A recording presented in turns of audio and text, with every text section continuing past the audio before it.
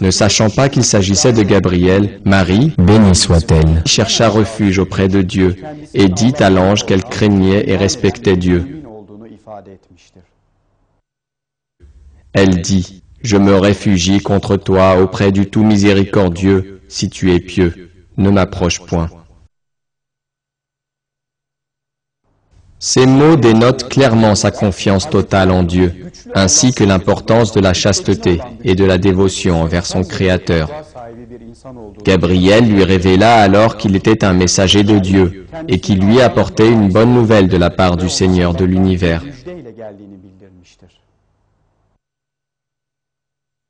Quand les anges dirent, « Ô Marie, voilà que Dieu t'annonce une parole de sa part.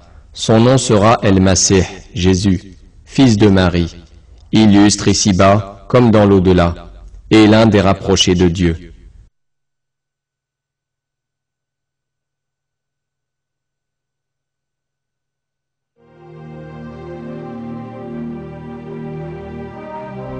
Marie, bénie soit-elle, demanda alors comment elle pouvait avoir un enfant alors qu'aucun homme ne l'avait touchée.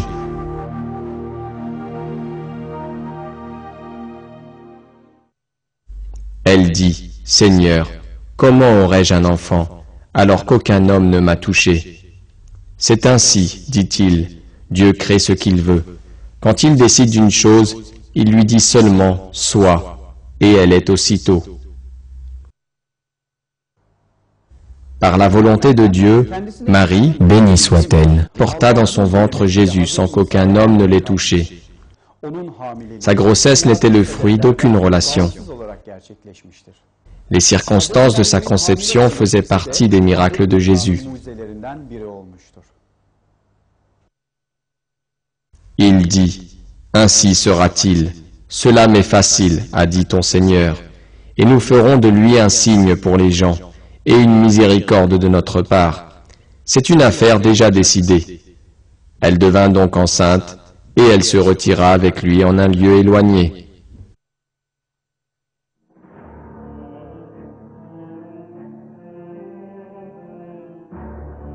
Marie se retira en un endroit isolé.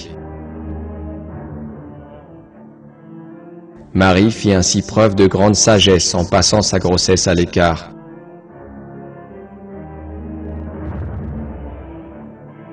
Car ainsi elle fut épargnée de tout comportement perturbateur des gens qui n'auraient pu comprendre le miracle.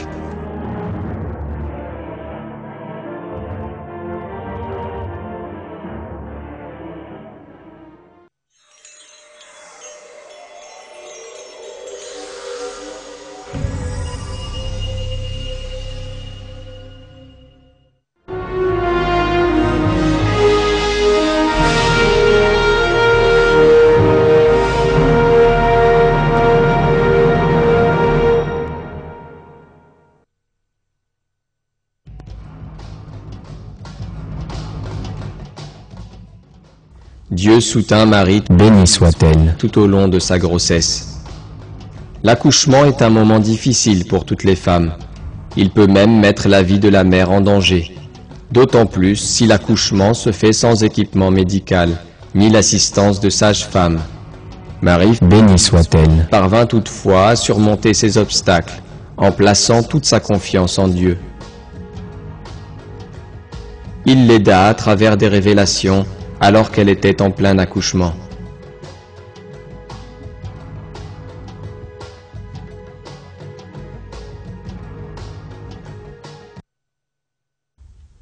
Puis, saisie par les douleurs de l'accouchement, elle s'adossa au tronc d'un palmier en s'écriant « Plût à Dieu que je fusse morte, et oubliée bien avant cet instant. » Une voix l'appela alors de dessous d'elle « Ne t'afflige point. Ton Seigneur a fait jaillir un ruisseau à tes pieds.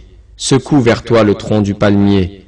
Il en tombera sur toi des dattes mûres et succulentes. Mange, bois et réjouis-toi. »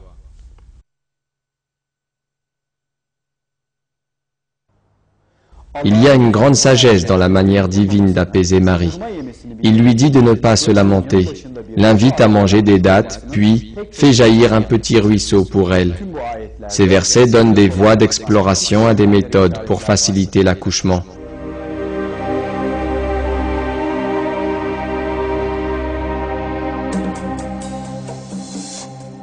Dieu demande à Marie de ne pas se plaindre, mais plutôt d'être positive.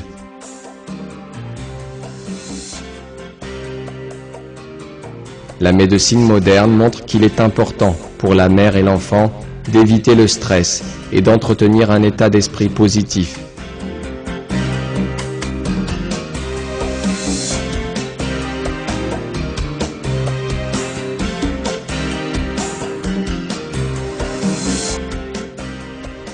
Dieu ordonne à Marie, bénie soit-elle, de secouer le palmier vers elle.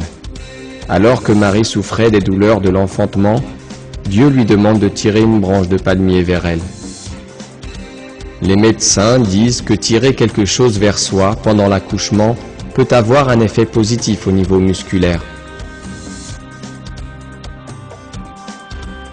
Afin de soulager les contractions et pour faciliter un accouchement sain, on conseille aux femmes de faire certains exercices. Ces exercices visent à réduire la pression dans le corps et par conséquent les risques de complications.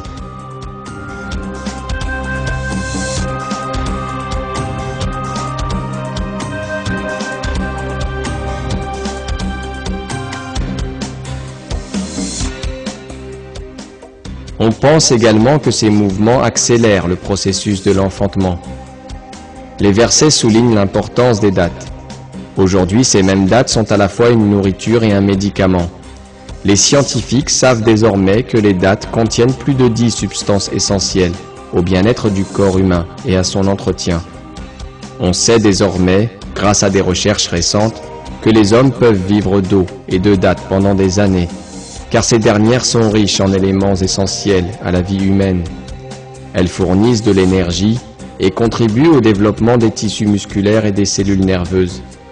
Elles sont particulièrement recommandées aux personnes affaiblies, en raison de leur apport calorique important. Les découvertes médicales modernes estiment que les dattes aident les femmes sur le point d'enfanter. Aussi, les médecins conseillent-ils aux femmes enceintes de prendre des nourritures riches en fructose lorsqu'elles approchent de leur terme.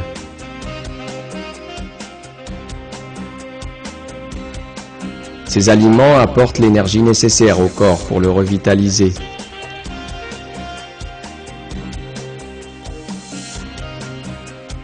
La substance appelée ocytocine, également présente dans les dattes, est utilisée pour faciliter l'accouchement.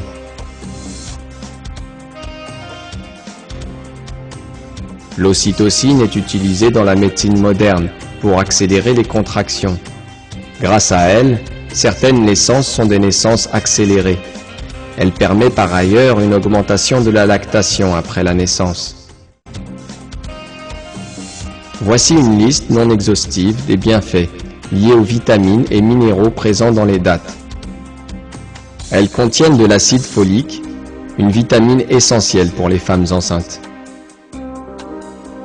Elle pourvoit aux besoins en potassium du corps, dû aux réactions physiques et aux nausées répétitives pendant la grossesse. Elle comble le besoin accru en vitamine A durant la grossesse. La plupart des fruits sont pauvres en protéines, alors que les protéines contenues dans la datte protègent le corps contre les maladies et les infections. Le fer présent dans les dattes prévient les anémies pendant la grossesse. Toutes les informations disponibles à ce jour confirment l'infinie sagesse de Dieu et sa grâce sur Marie, bénie soit-elle, lorsqu'il lui conseilla de manger des dattes. Marie a ainsi pu satisfaire tous